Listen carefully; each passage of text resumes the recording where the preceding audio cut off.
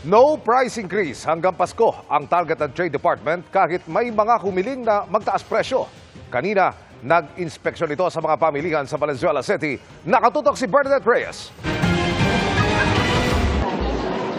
Pasok sa Suggested Retail Price o SRP ang presyo ng mga pangunahing bilihin sa New Marulas Public Market at isang supermarket sa Valenzuela na mag-inspeksyon ng Trade Department at City Hall. May ibang produkto pa ngang mas mura sa SRP. Wala pa rin price increase sa sardinas, Pinoy Pandesal at Pinoy Tasty kahit inihirit na ng mga manufacturer ang taas presyo sana sa mga yan.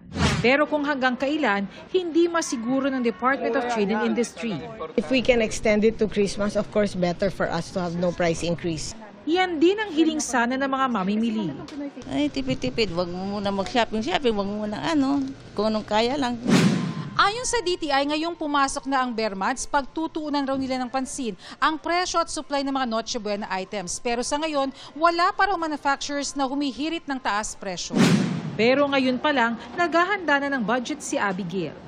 Nag-list na po ako ng pang-budget namin sa Noche Buena. Para kung ano lang po yung kasya dun sa pera na bibigay ng anak ko, yun lang po.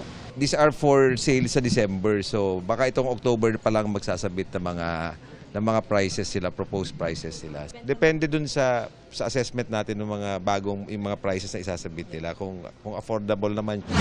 Samantala, siniguro ng Valenzuela City Hall na pananatilihin itong mahigpit ang mga border para hindi makalusot sa Metro Manila ang mga baboy na maaaring may African swine fever. Ang geographic location po ng Valenzuela, kami po ay dinadaanan ng mga major trucks po. Kung hindi ho natin bantayan ang ating border, ito po ay magiging kakalat po na mabilis po sa Metro Manila. Para sa GMA Integrated News, Bernadette Reyes, nakatutok 24 oras.